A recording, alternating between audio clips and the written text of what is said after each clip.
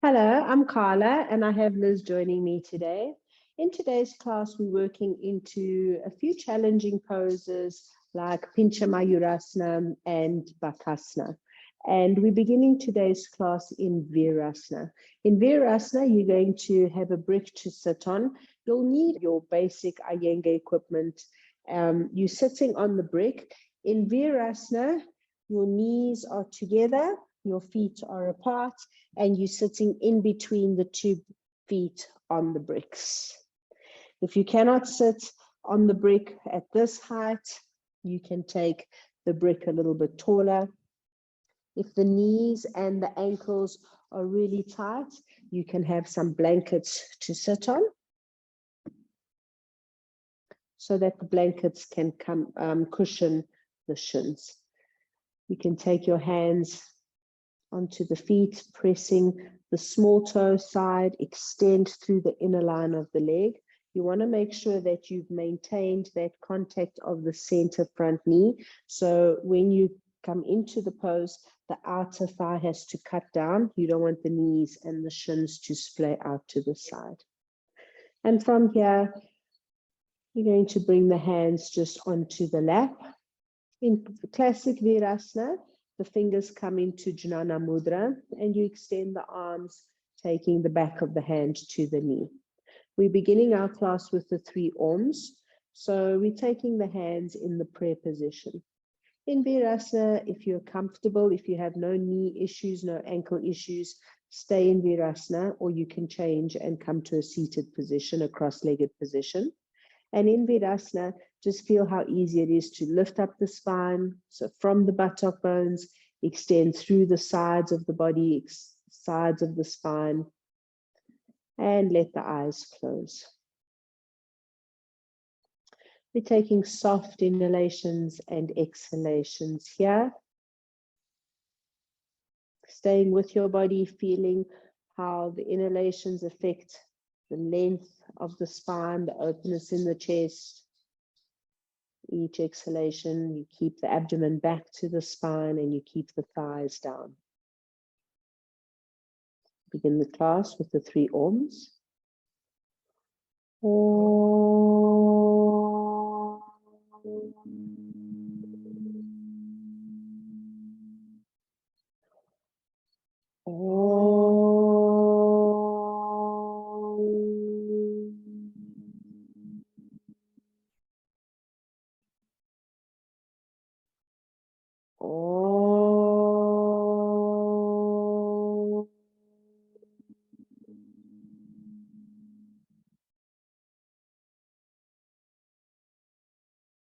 Keeping the chest lifted, drop your chin down.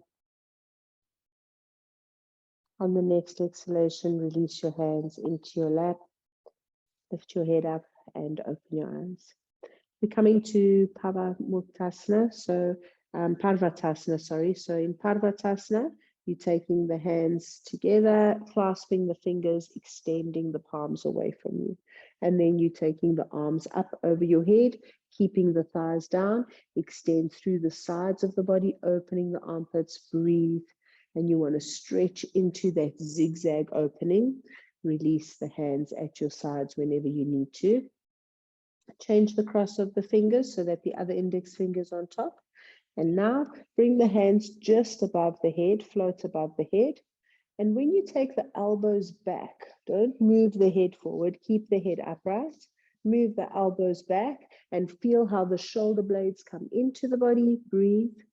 And then turn the palms to face up to the ceiling. Yeah. Breathe. And then extend the arms up.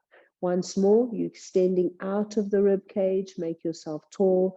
Don't forget to breathe. So don't hold that extension by holding the breath. You have to let go of the breath and then release the hands at your sides. Just a quick shoulder warm up into Gomukhasana. So Gomukhasana, one arm goes up and one arm comes underneath. So extending your right, you can extend your right arm up, take the right hand in between the 2 shoulder blades, and then the left arm comes underneath and up the back, and you're trying to hold the fingertips at the back. You want to keep that left side of the body lifted, keep the body even, and then coming back to the hands at your sides. Stretching the left arm up now. Take the left arm down the back.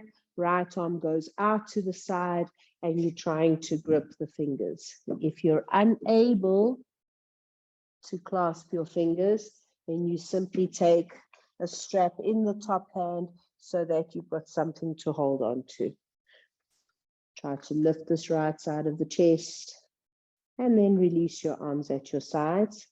To come up and release out of Virasana, come onto all fours, and then just extend one leg out at a time. So on all fours, extend one leg out at a time, just to release. You don't have to wiggle the leg about, you're just releasing. And we're coming now to Supta Tadasana. So lying on your back, you can come closer to this side. Have a strap nearby. So from Supta Tadasana, we are going to go to Supta Padangusthasana number 1. So first, hands are at your sides, your legs are extended, legs are alert as if you were standing on them, so the feet have come alive. You want to open across the upper chest, arms are at your sides as you would in Tadasana. Keeping the thighs down, inhale and take the arms up and over your head for Utkatasana. The palms stay facing each other at first, thumbs touching the floor. With the arms over your head, can you exhale? Can you breathe? You still want to breathe. You want to keep the shoulders, the neck, the throat soft. Keep these top ribs from flaring too dramatically. If you're able to get the back of the hand on the floor now, turn the palm to face up to the ceiling, get more and more of the forearm and the upper arm to rest on the floor. Then we're bringing the hands back at the sides into Tadasana. Okay, bend up your right leg. You're going to take a small loop around the right foot, and you're holding the strap with both hands. At first, keep the legs nice and straight and strong. Keep the shoulders relaxed and the arms extended towards the foot. You want to make sure that the whole back of this leg is open. You want to move the root of the right thigh away from the abdomen so that both left and right sides of the waist are equally long. So have a feel what your sacrum is doing along the floor and make sure that you haven't shrunk that right side of the body. Press the left thigh down into the floor, especially that left inner thigh has to roll down. You want to now try and split the legs apart. And you're going to take the arms over your head. And as you take the arms over your head, bring the foot with it. Bring the foot with the strap. Use the extension of the arms to get that leg to come. Breathe. Each exhalation, press that left thigh down. Keep controlling the root of that right thigh so that the hips are level. You're working on flexibility here. Breathe. This is a good pose to practice also if you're working into Virasana 3, which we're not doing today. And once you've done Supta Padangusthasana for a few breaths here, bring your arms back over your head and you're going to release the right foot down. Come to Supta Tadasana, get that level buttock region, level sacrum, and then bend up the left leg. You've got a small loop around the left foot, and at first hold the hands towards the foot. You want to here feel that this right foot isn't swinging out to the side. You're on the center back heel, so the right inner thigh has to press to the floor. As you open up the back of this knee, extend and open the back of the hamstring. Make sure that this left thigh is resisting away so that you get length in that left abdomen and waist. Breathe. Relax the shoulders, the jaw. On an inhalation, you're going to start taking the arms over your head and bringing that leg towards you. Think about doing the splits here. So spread the legs apart. Keep this left leg engaged though. So keep the left leg nice and straight and strong. So you're stretching that hamstring. Right leg stays alert. As you press into the right foot, the left leg moves over your head, arms over your head. And breathe. So you might not have the flexibility to get the foot so far forward. It's fine, just work where you're at, but work to where you feel that you're getting that stretch. So wherever you're at, make sure that the knee is straight, make sure that you're breathing. And then release that leg back down at your side in Tadasana. Be in Tadasana for a breath or two, just quietening the groins and the hamstrings. Bend your knees. And we're rolling onto your side to come to Tadasana. So standing in Tadasana, in classic Tadasana, the feet are together. So we're working with the feet together. In Tadasana, your hands are at your sides. Lock the elbows, firm up the legs, extend the spine, lift and open the chest. So we're working today into Namaskarasana. Namaskarasana is bringing the hands into the prayer position, but we're working Urdhva Namaskarasana. So from this Namaskarasana position, bringing the hands at the chest, keeping the palms together, you're going to extend the arms and shoot them up over your head.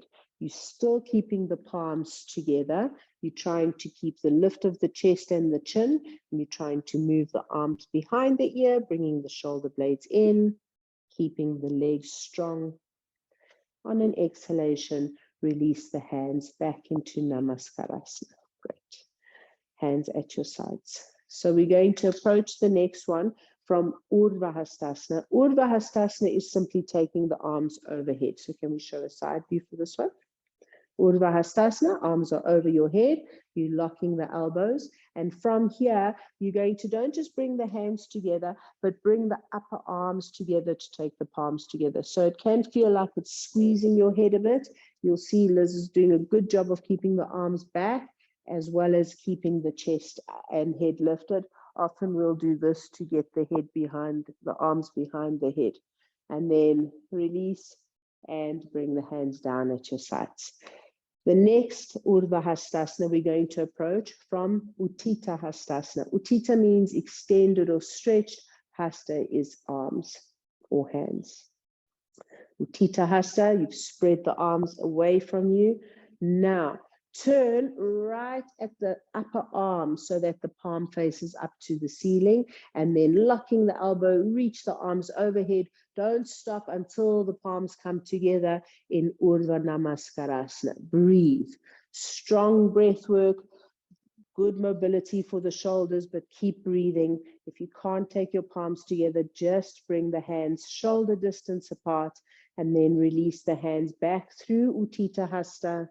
Palms face the floor and bring the hands at your sides. In Tadasana, soften the top shoulder, relax the arms, find your breath again. Uttanasana, the forward bend, is very beneficial to help you with developing flexibility. For Pincha Mayurasana, you do need a little bit of flexibility to kick into it. So at first, the first Uttanasana we're going to do is with the feet hip distance apart. If you're unable to keep the legs straight, spine straight, and bring your fingertips to the floor, then absolutely you'll have a set of bricks to work with. So Ardha Uttanasana, feet are hip distance apart, and you're bringing your hands onto the bricks. The objective here is to keep that extension in the front body, so you're not only thinking about keeping the legs straight.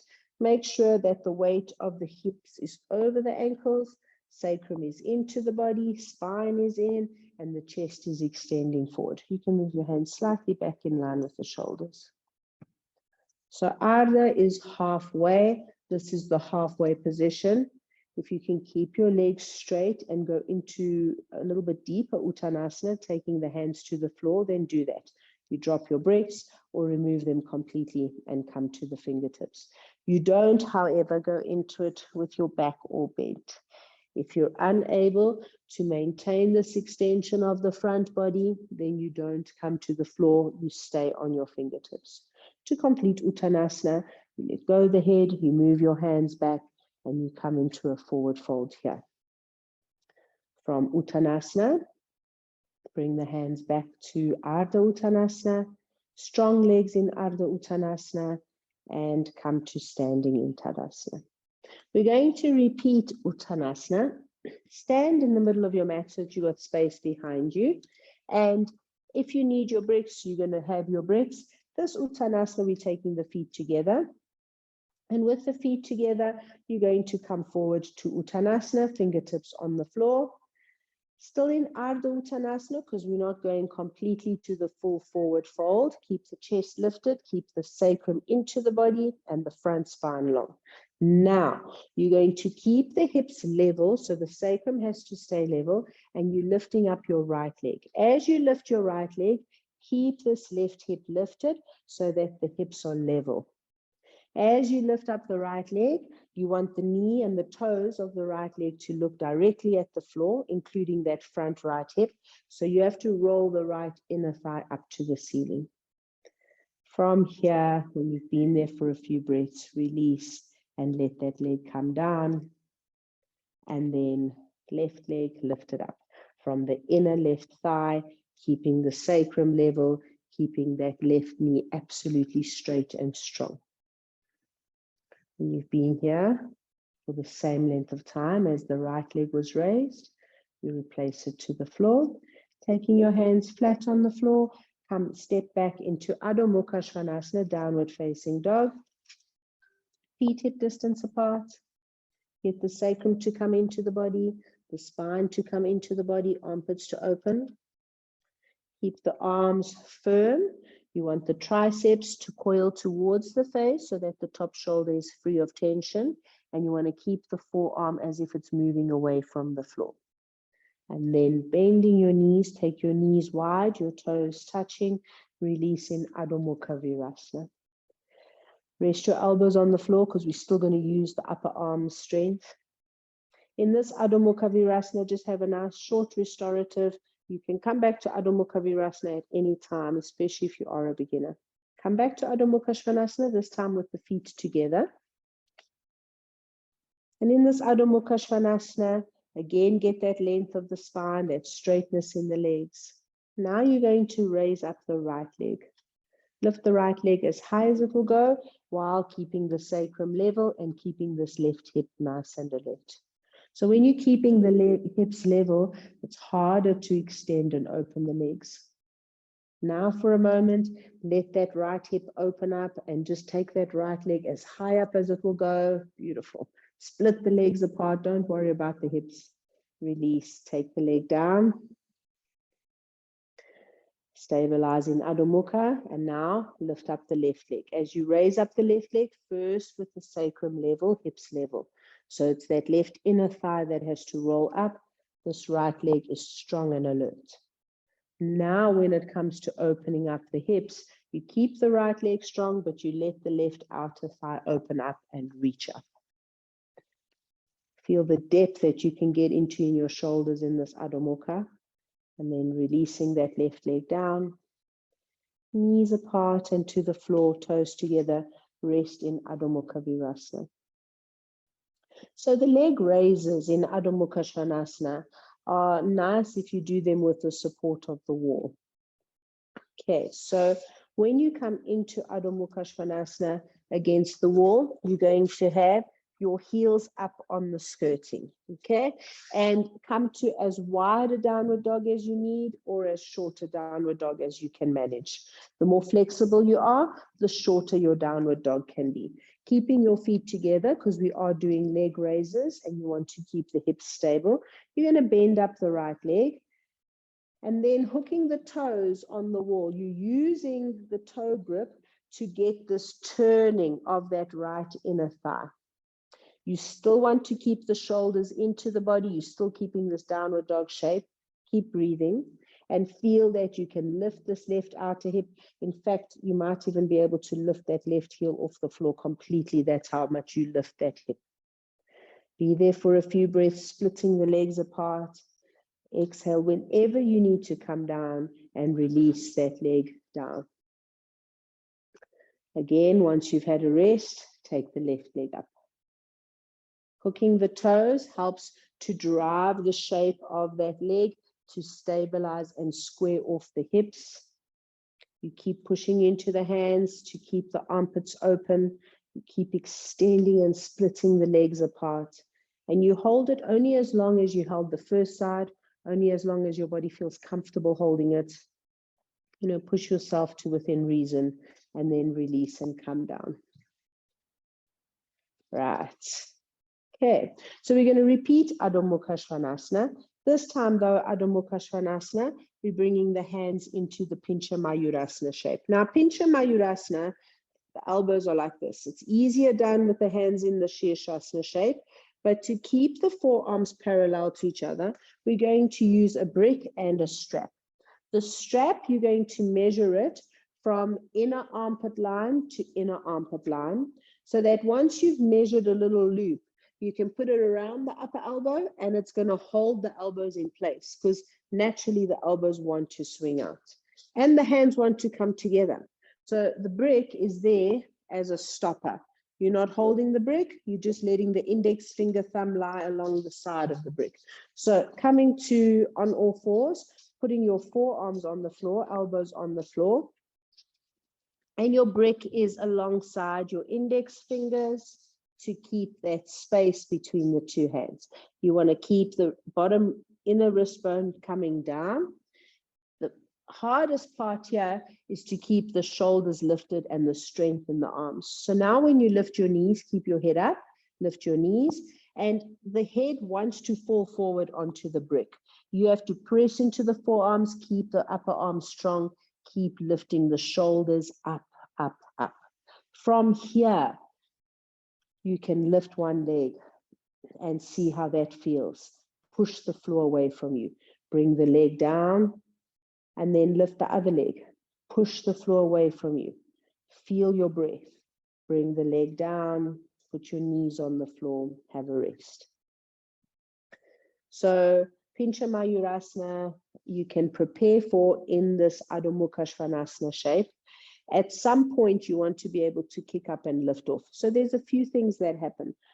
One, balance isn't easy. So you'll take the support of the wall and you can come right up against the wall, or you can use a buddy to help you.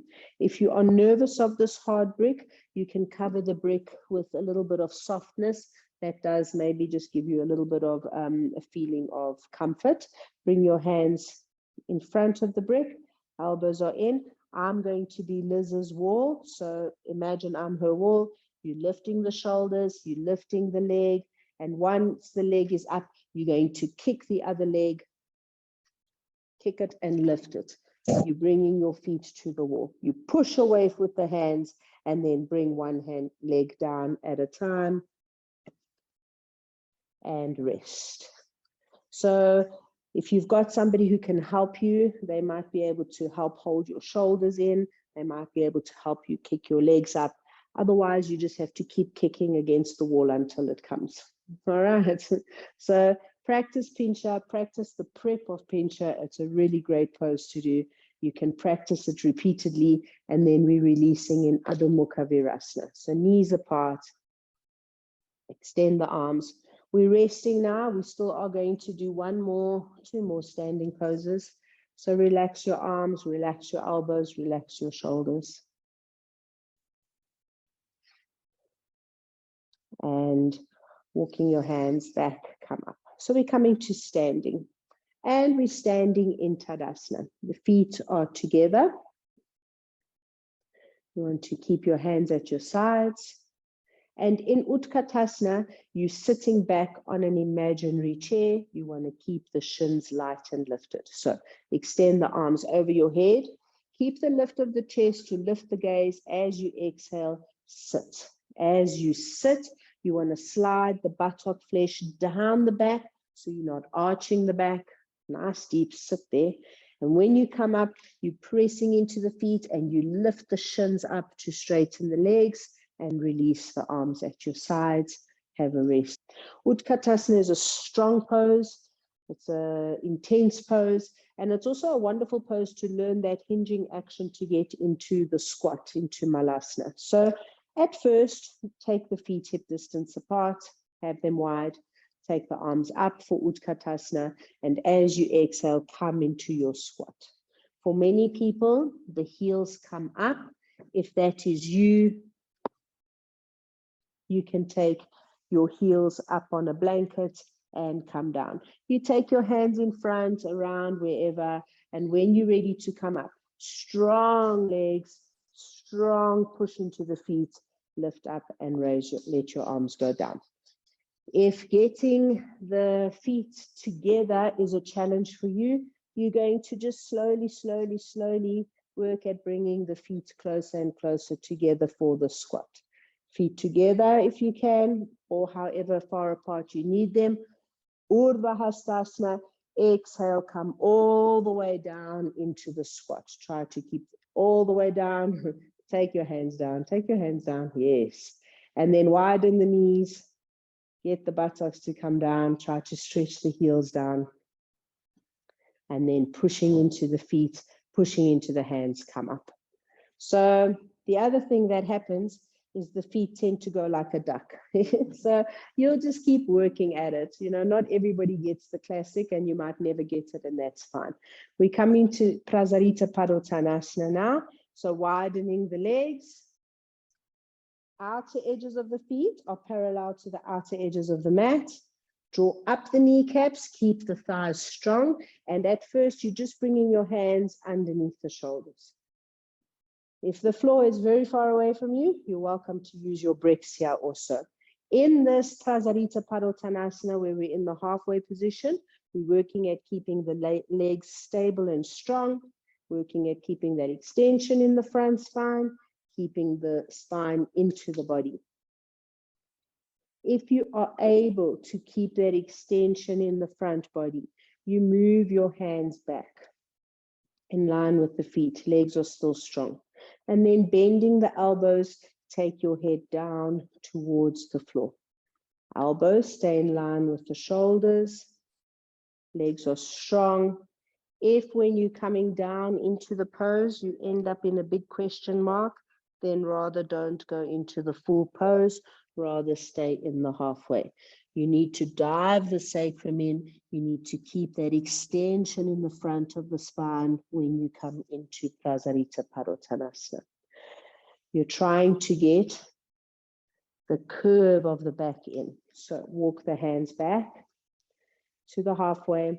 If you need to already heel toe in here, do so. Otherwise, strong legs, bring yourself to a standing position and work your feet back to Tadasana. So we're going to come into Prasarita Padottanasana number 2 now. So if we could just have a back view, then you're bringing your hands into the prayer position at the back. So you're trying to get the palms to touch where the back was rounding in the forward fold. That hand position is reminding that dorsal to stay in and the chest to stay open. You're going to turn and take your legs wide. Now you don't have the hands to support you. Use that openness in the chest. Exhale, come down. Legs have to be super strong here.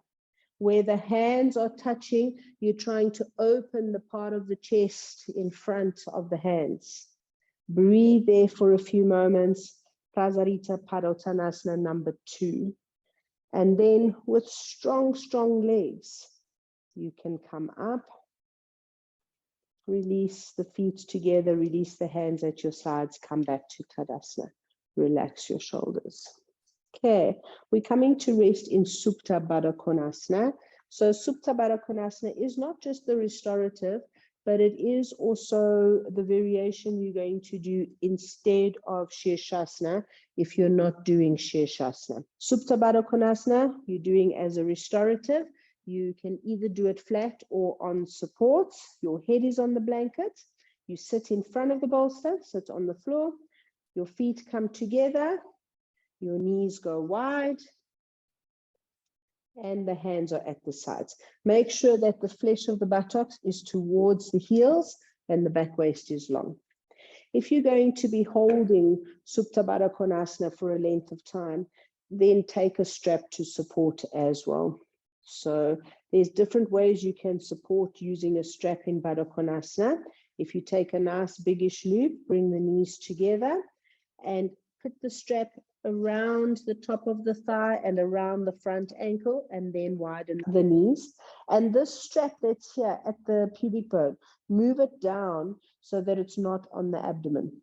And there should be a nice feeling where the strap cups the outer hip, and you can just rest here. Keep the elbows on the floor, palms face up to the ceiling, shoulders are relaxed. So just a short restorative to catch your breath. If you are doing Sirsasana, the head balance. If you're not doing Sirsasana, you are coming in, you're staying in Supta Padangusthasana. If you are doing Sirsasana, you're going to open up the blanket. You'll take the support of the wall if you need it. Again, I will be Liz's wall. You're going to fold out your blanket so that it's spread out sufficiently that the whole forearm rests on the floor. If you don't generally practice Sirsasana, then you're going to only do the prep. Going into Sirsasana on your own on an online platform is not the best option. For the prep, you're going to keep the head lifted, keep the head up, interlace the fingers, and lift the knees off the floor. And you again are working that lift of the shoulders and the arms like we had in Pincha Mayurasana. However, you can come down. If you are doing Sirsasana, place the head, make sure the elbows are shoulder distance apart. Feel that the crown of the head is on the floor, the back of the neck is long, the earlobe is completely turned upside down. Then keeping that shoulder alertment, you're going to take one leg at a time or two legs, whatever is within your practice, and you're against the wall. You're against the wall and you're extending up. Press into the forearms and lift your shoulders. Press into the forearms and lift the buttocks. Lift the thighs. Keep the legs strong and extended. And you're trying to find your balance. Think of a three-legged stool where you've got the two elbows and the head and the wrists.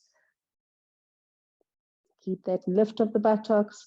Keep the outer thighs compact and straight. You're trying to keep lifting yourself, keep making yourself nice and light. Stretching up the whole time. And you keep breathing, you keep the eyes soft, you're not staring at anything. You keep pressing into the forearms, alerting the shoulders so that the neck is long and free. And you really are only holding Sirsasana for as long as is within your practice to do so. Whenever you're ready, you come down, you rest, you release. Stay down, rest your head either on your arms, or you can rest your head on the floor and take your arms back in the classic child's pose. Make sure here to relax the shoulders and the neck. There should be no strain in your neck if you held the arm support correctly. When you've had a chance to release, you'll come out of it. Right, so the Malasana squat that we were working on earlier after Utkatasana is super beneficial for you if you're trying to learn Bakasana. Bakasana is the crow pose, and as a beginner, you are balancing on your arms and you end up balancing here on the elbow. The upper arm creates a platform for you to balance on. As you get more and more advanced, you're trying to more and more bring the knee into the armpits so that in the classic Bakasana, you're then able to straighten the arms. So coming into your Malasana squat, you're going to have the feet apart or together and you're squatting down. Now, when you squat down, bring your body in between your knees. Try to again get this, you can take your hands on the floor. You're trying to get this contact between the knee and the upper arm as much as possible. Okay, and then you're not going to think about going into Bakasana now, but just think about starting to bear weight on the hands. So as you start to lift up, don't lift the feet. You're just thinking about bearing the weight. You're seeing how does the knee slide down? Can I grip the knees together, get the knee more and more at the armpits as much as you can?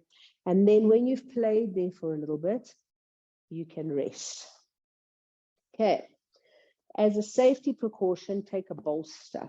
If you place the bolster in front of you, then if you should crash, have it lengthways, because wherever you may crash, at least you've got a little bit of a soft landing. Fix the upper arm in, and when you're ready, lift up.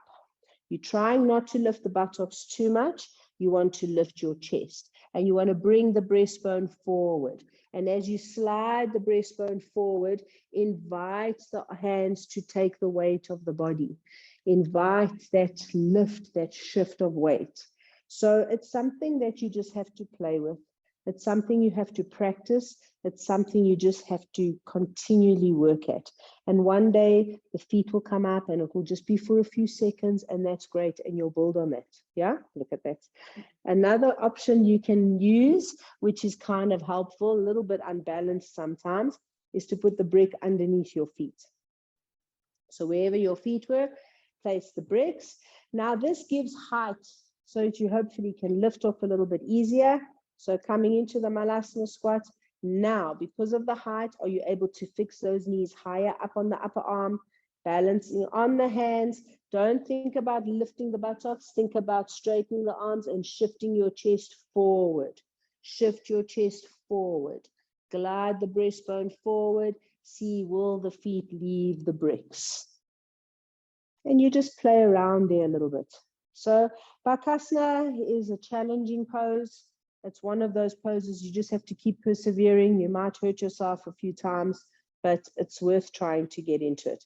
When you come out of it, just sit in a cross-legged position, and in that Sirsasana position, you're just taking a rest there. So in Bakasana, you've got to be mindful not to take the bum too high up. If I take the bum too high up, my head is going to crash. I keep my bum down and I want to glide forward. I want to glide forward. All right. You can also go into Bakasana from the Sirsasana head, Sirsasana number 2. So Sirsasana number 2 is with the hands in the tripod position. So Liz has already done a Sirsasana. So when you come into Sirsasana 2, your head forms the apex of a triangle, yeah? You don't have your hands right by your head. Once from Sirsasana, you're going to keep the knees close in, hug them into you, and then from there you'll see, can you lift your head? Can you try and lift into Bakasana? So just keep practicing, and eventually something comes, and then the next day it won't again, but then it will come back. Right, so once you've just rested, once you've had a good go at it, and you've rested just in Shastikasana to have a rest and catch your breath, we're going to take our shoulder balance foams. We're coming into Sarvangasana and Halasana. So Salamba Sarvangasana is the shoulder balance. If you do practice shoulder balance as part of your usual practice, then by all means go into Sarvangasana. It is a inversion. So you wouldn't do it if you had uncontrolled high blood pressure. You wouldn't do it if you had a neck or shoulder injury. You wouldn't do it if you were menstruating, okay? You put your forearms in a nice platform. The platform is just to keep this bottom, this big C7 comfortable and cushioned when you're in Sarvangasana. The blanket just holds all the foams together. They're just A4 hard chip foams. And then you also want another blanket for your head. Liz has measured the strap. You measure the strap from outer shoulder to outer shoulder, so that when you put it on behind your back, just show. Did you measure it already? Outer shoulder to outer shoulder. So inner armpit to inner armpit is for Pincha Mayurasana, outer shoulder, so you can show. Outer shoulder to outer shoulder, and then hook it behind your back. And if your elbows can fit nice and snug against your body, then you're good to go. You don't put the strap on first, so you're going to lie down. At first, when you lie down, your shoulders are on the foams. If you don't have foams, just take a stack of blankets just to give you a little bit of height. You're lining, your head is on the soft blanket. You're lining up the earlobe with the edge of the support. You've got your strap in your hand so you know where it is. And then you're gonna, using the hands under the buttocks, kick your feet over your head. So feet to the floor is Halasana. Not everybody has the capacity to do this. Be careful that you don't freak out. Keep the back of the neck soft. And if you're unable to go into a full Halasana, you can also set up so that you're against a wall, so that you're coming into a half Halasana. Once you're in full or half Halasana, put your strap on, take it on the upper arm so that it holds the elbows together. You can turn it so that the metal bit doesn't dig into your flesh. Then you want to hold your back as low down as possible. But at first, coming into Sarvangasana, you do maybe need to swing the buttocks back, especially if you're going up 2 legs. Once you're upright, can you scoop the back? You want to bring the chest to the chin. The back of the neck is long. You keep lifting from the root of the front thigh up. You keep extending the back of the leg completely. You want to make a plumb line. So from the shoulder at the base, you bring the hip over, the knee and the ankles line up as well. So the buttocks have to come in. As a beginner, generally, the feet are way over the head, the buttocks are all the way back, and you're holding your butt, whereas you're trying to hold more and more and more the upper back and bring the body into this straight line. This is sometimes called the candle pose. So think about a candle. A candle is straight. If you had a wonky candle, it's going to burn or skew. So with this complete lift up, extending through the back of the heels and then extending into the big toe mound so that the back of the leg and the front of the leg are fully extended. The back of the neck here, keep it long, the throat soft, the chin relaxed.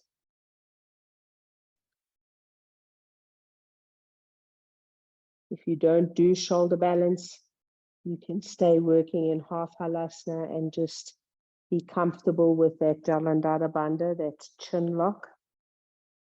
The gaze is soft towards the heart center. And you have to listen to your own body. When you've had enough, you come down. Sarvangasana is an easy pose to hold. You're not having to balance at all. It's a wonderfully beneficial pose, so it's good for you to hold it as long as you can. But listen to your body. Once you've had enough, you release out of it into halasana. Remove the strap and set the strap aside so that you're not going to roll out onto it and hurt yourself, and then gently roll out of it. Then you want to move off your support so that either you stop where your shoulders and your head are on the same level, or you move a little bit off. I prefer it when my shoulders are down and my head is on a support. And in this position, relax the shoulders, relax the neck and the throat. Just take a few moments here to rest. So in Bakasana, we had a lot of weight bearing where you were scrunching your body and trying to lift up. We're going to finish off now in a pose called cross bolsters. Cross bolsters classically is done with 2 bolsters. Not everybody has the luxury of 2 bolsters. So you can either take a stack of folded blankets to create a little height, or you can take 2 of your shoulder balance foams, one on top of the other to create a platform. Then you're placing your bolster on it like a seesaw, and you're going to sit on the one end of the seesaw with your feet on, so sitting on the bolster, your feet on the floor. Sit to the front of the bolster. Now, when you lie down, you're going to center yourself along the bolster, and as you lie down, you're kicking into your feet to get your shoulders on the floor. So make sure you get the shoulders on the floor so that, first of all, there's a nice openness in the diaphragm region and the chest. And also, as you've slid that far off, the bolster has moved the flesh of the buttocks in the right direction. This is a restorative now. So once you feel that you're on the top shoulder and the back of the neck is long and everything is comfortable in the arms and the head, you can extend the 2 legs.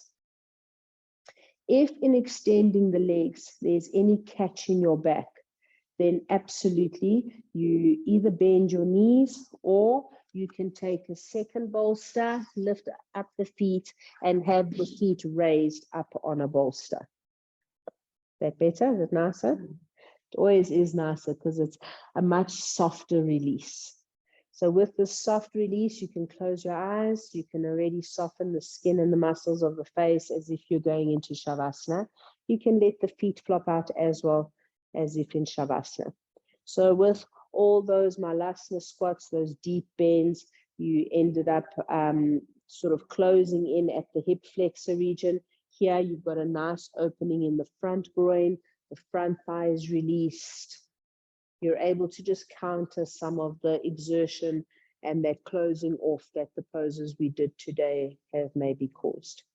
Cross bolster is a wonderful, not just a restorative pose, but if you don't do shoulder balance and you're attending a general class, cross bolster is a lovely alternative to shoulder balance. It still gives you a little bit of that Jalandhara Bandha chin lock, but without all the effort of shoulder balance. Once you've released and rested, you're going to bend up your knees, put your feet on the floor. Rolling onto your side, off your bolster. Just stay on your side so that you're resting your shoulder and your hip on the same level. And then gradually begin to push yourself up. You can move your bolster out the way, unless, of course, you want to keep your bolster for underneath your knees in Shavasana. You're going to take a nice, neatly folded blanket for your head. If you like to have the eyes closed in Shavasana, well, the eyes are always closed in Shavasana, but if you like to have the eyes covered, either with an eye bag, or if you don't have an eye bag, you can have a strap, and folding the strap and putting it over the eyes. That's a nice way also of just closing the eyes. So I don't know if you like that. So there's that. And again, if you want a little bit of release for the back waist, if you're not used to lying flat on the floor, have the bolster underneath the knees. That does help to just quieten the load on the lumbar spine. In Shavasana, you want to completely exhale, release, and let go. As you exhale, soften the skin of the face from the hairline, down the eyes, down the nose, down the jaw. Completely release the muscles of the cheeks and the mouth.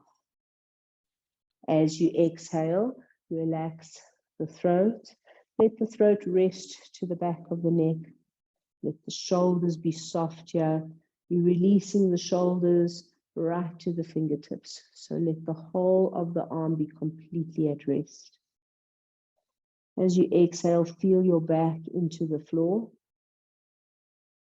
From the back waist, let the buttocks just feel relaxed along the floor. No tension in the buttock region. As you exhale, relax into the pelvis, relax the hips all the way to the toes. The toes just flop out to the side. Legs are just completely relaxed and at ease. Soft inhalations, quiet, peaceful exhalations. In Shavasana, you're drawing yourself inward. So all your senses are drawn inward.